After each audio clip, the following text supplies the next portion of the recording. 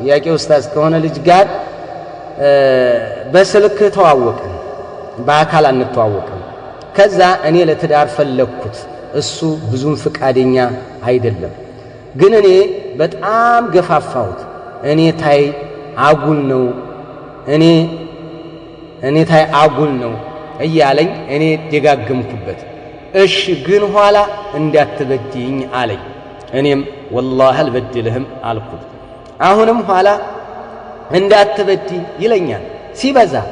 እኔም والله እኔ ከበደልኩህ ቃሌ የገባሁልህን መስፈርቶች ካፈረስኩ አላህ ጀነት አይወፍቀኝ አልኩት ለሐውሎ ከዛም ተጋባን ተገናኘን ስንገናኝ እንደ ፎቶ አይደለም በጠበቅኩት ልክ አልሆነ አለ ፍቅሬም ቀነሰብኝ መግባባትም አልቻለም በትንሽ በትልቁም እንጣላለን እኔም ያንን ቃል በመጠቀሜ ካልኩበት ቀን ጀምሮ በጣም እጸጸታለሁ አንደኛ እና ጥያቄ ጀነት አይወፍቀኝ በማለቴ ኩፍር ላይ ወድቄያለሁ ወይ ሁለተኛ ይሄንን ቃሌን ባፈርስ ቃሌን ካፈረስኩኝ ጀነትን ይገድኝ ስላልኩ እከፍራለሁ ወይ ሶስተኛ ቃሌን ከጠበቅኩስ ቃሉን በመጠቀሜ ምንድነው ከፋራው ካፈረስኩስ ምንድነው የምሆነው ባረከላሁ ፊክ ይሄ ጥያቄው ራሱ ያስተምራል ባረከላሁ ፊክ ጀዛከላህ ጥያቄው ያስተምራል ብዙዎች የምትማሩበት ጥያቄ ይመስለኛል ጥያቄው ራሱ መልስ ባይሰጠው እንደኛ ትዳር ስትወስኑ ፎቶ የልብ አያደርስም ሞኛቱ ፎቶ የልብ አያደርስም በቃ እኔ ሸርጥ አይደለም መልክን የሸርጥ አይደለም እኔ ችግር የለኝም በቃ ሙስሊም ብቻ ትሁን ሱንዬ ሰለፊዬ ብቻ ትሁን እኔ መልኩ አይመለከተኝም ካልክ የራስህ እኔ አይመለከተኝም ካልሽ የራስሽ ነው ነገር ግን ኋላ ነገር የምታመጡ ከሆነ አየቷል ኡኽት ነገር የምታመጭ የምትጎረጉሪ ከሆነ አፍንጫና ጥርስ አቋምና ምን ኋላ የኋላ ነገር የምታመጭ ከሆነ እህን ጊዜ ጥንቃቄ ወሰጂ ምንድነው ችግር የለም ብለሽ አትግቢ አንተም እንደዚሁ ፎቶውን አይቼዋለሁ አቤት ፎቶ በአሁን ሰዓት ፎቶ አይደለም ቆማ ራሱ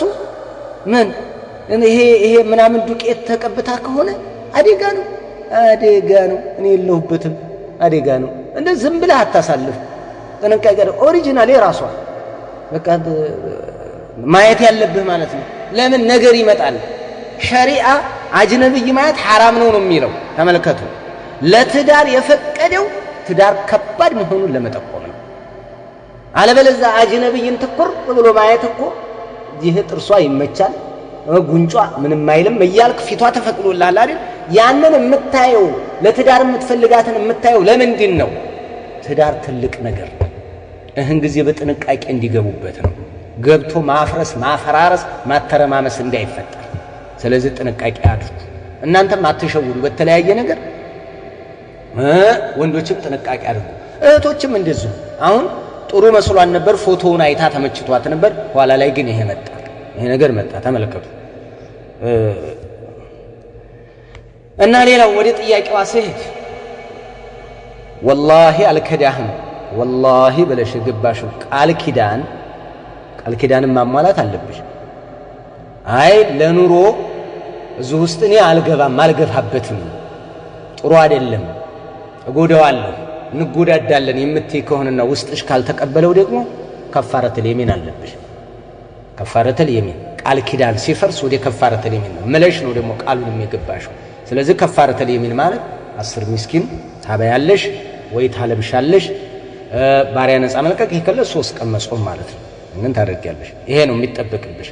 እሺ ጀነት አይወፍቀኝ ጀነትን አይስጠኝ ብያለሁ ይሄ መሐላ አይደለም اما شرط الانسان الا يدخله الله عز وجل الجنه ان حنث ነገሩን ካፈረሰው ጀነት እንዳይወፍቀው አንድ ሰው መግባት መሐላ አይደለም فهو لغو ውድቅ ነው ولا يترتب عليه شيء ምንም ነገር በዚህ ላይ የለም መሐላ ነው ተብሎ አይያዝም غير انه لا يجوز ذلك ነገር ግን አይፈቀድም ክልክል ነው ራስን መርገም ነው ዱዓኡን على نفسي ራስን መርገም ነው ጀነት አይስጠኝህን ካደረኩ ማለት ስታደርገው ለዕነ ነው እርግማን ነው የሚሆነው ويدعو الانسان بالشر دعاءه بالخير وكان الانسان عجولا الى الله سبحانه وتعالى ويدعو الانسان بالشر يسول لج على ماله وعلى نفسه وعلى اهله وعلى ابنائه مدفر جمانم يرجمان دعاءه بالخير بخير እንደሚመኝና خير እንደሚያደርግ ሁሉ እርግማን ይድፋ ይዘቅዝቅ አረ ወርድ ይልበል መኪና ይብላኝ የሚላል እንደወጣው ልቅ ብሎ የሚመላል لا اله الا الله አፈር ልብላ እንደዛ ይሄ እርግማን ነው ክልክል ነው وكان الانسان عجولا የሰው ልጅ ፈጣን ችኩል ነው አለ አላህ ችኩል እስከዚህ ድረስ ምን ነው ምን አመጣው ጀነት ያሳጣኝ ብሎ እንደዚህ አይነት አትማ እንደዚህ አይነት ቃል ኪዳንና እንደዚህ አይነት አባባል አትበሉ ሰይፋል መሐላ አይደለም لا يترتب عليه شيء الا التوبه هي ودي الله سبحانه وتعالى مملس ودي الله مملس بارك الله فيك ودي الله مملس ጥሩ አይደለም ላዕን ነው አንዳንዱ علي لعنه الله علي غضب الله علي عذابه علي عقابه እኔን ካደረግ علي كذا اعوذ بالله حتى تكلم ما درج راسه كو يكبدا عليه اللعنه عليه العذاب يمنيال سويه ይሄንን መሐላ ለማጠንከር ያያለ ማለት የለም እንደዛ አይነት ነገር هذا دعاء على النفس በራስ ላይ ዱዓ ማድረግ ራስን መርገም ነው የሚባለው መሐላ ይባላል እንደዛ አይነትን ተው ኢንሻአላህ ምንም የለም ነው አንቺ ነገር መተውና ወደ አላህ Subhanahu Wa Ta'ala መመለስ ነው እንጂ ሌላ ከፋራ ነገር የለም ከፋራቱ ተውባ ባረከላሁ ፊክ ይሄን እንደዚህ አይነት መሐላ አይደለም ለመሐላው ለቃል ኪዳን والله በለሽ መጀመሪያ ላይ እየጠየቅሽኛል والله በለሽ በማልሽው ነገር ደግሞ ምንድነው ማድረግ ያለብሽ ከፋረተ ለየሚን ወደ ከፋረተ ለየሚን መቅበር العهد ቃል ኪዳን በሚፈርስበት ሰዓት ባረከላሁ ፊኩም والله اعلم